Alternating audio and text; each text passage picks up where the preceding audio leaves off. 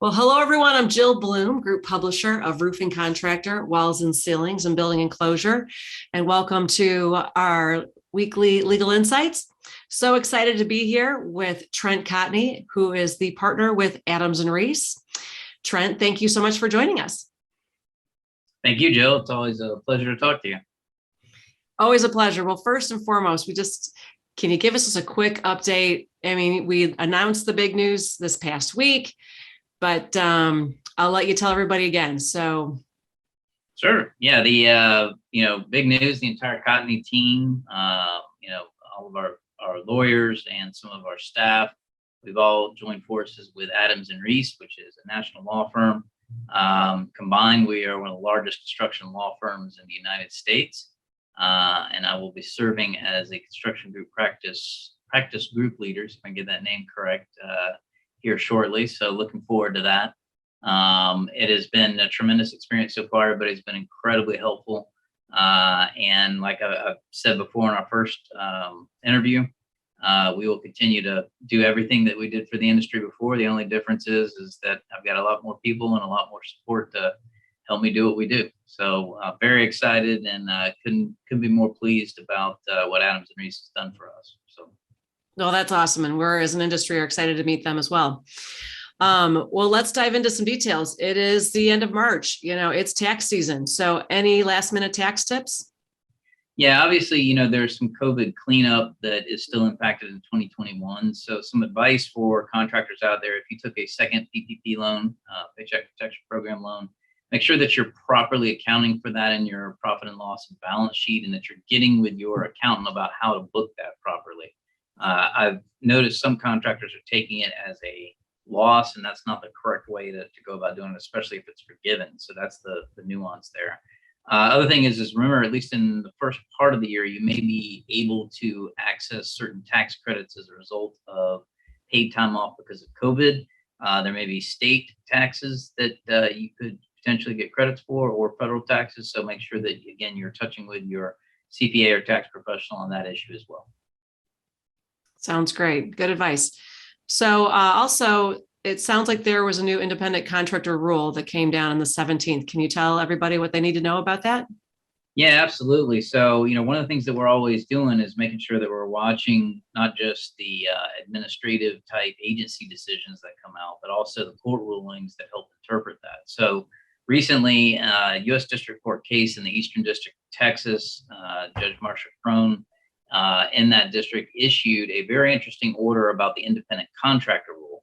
Now, Jill, if you remember, one of the things that we talked about before is that that's critical for our contractors out there, because it helps determine when your subcontractor is truly independent or when they should be your employees, you're just not paying them correctly.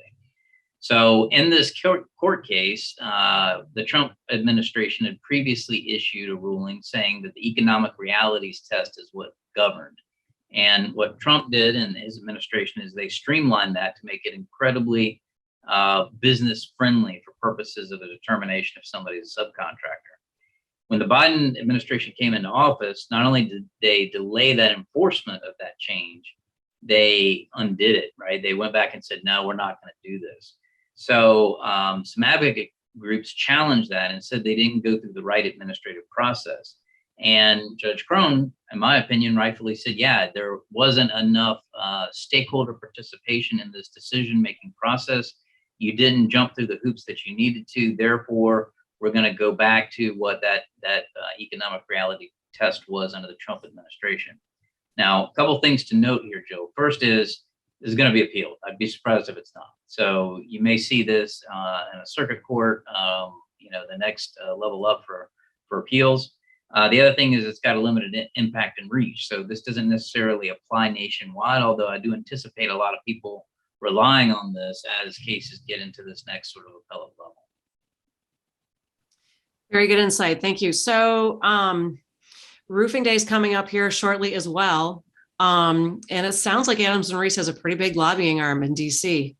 Can you give us a preview of what that looks like? And, is anybody who can we expect to meet from Adams and Reese at Roofing Day? Yeah, absolutely. So Adams and Reese does have a very large presence in Washington, D.C., with its lobbying group led by Jeff Brooks. It is going to be a lot of support that they're going to provide for this event. They're going to do a variety of things during roofing day. And even though it's sort of last minute based on the time I started, they've really rallied around it. So I anticipate a lot of them are going to be very active throughout the various meetings. They already have great relationships with a lot of representatives and senators as a result of their other, huge lobbying clients. So I'm looking forward to be able to use their existing platform to help advocate for roofing even further.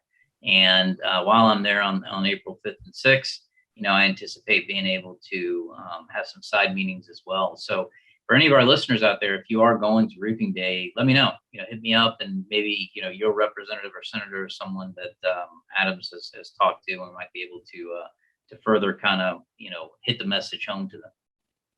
Very nice. And also on the wall and ceiling side, how is that going to be helpful that lobbyists in DC also be able to help that section of the industry?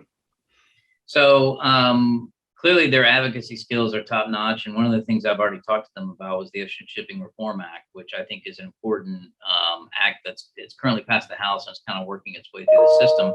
What this does is it helps streamline the port process and gets rid of a lot of the bureaucracy and red tape, which is slowing down a lot of our logistics right now. It's one piece of the larger supply chain problem. So I think from, with our position being construction advocates, obviously we're going to use Adams and Reese's resources, their PAC, everything else that they have at their fingertips to help support these types of bills and programs that are going to help all contractors, including walls and ceilings, building envelope, you name it. Definitely something that is a priority of mine. It's always been very important. And the great news is I continue to work with Craig Brightup, and Craig is also talking with the people over at Adams. So, really looking forward to being able to see what the future holds there. Yes, we are too. Well, again, as always, Trent, congratulations on becoming a new partner at Adams and Reese. We're excited to meet some of those folks as well and see all the kinds of new resources that we have and we can share with walls and ceilings folks, as well as roofing contractor and building enclosure on the architectural side. So Trent, tell us if anybody has any questions for you, what's the best way for people to now get a hold of you? Sure. Well, they can go to adamsandreese.com or they can email me at trent.cotney@arlaw.com. All right. Sounds fabulous. And if anybody has any questions for us, it's roofingcontractor.com, wconline.com, or buildingenclosureonline.com.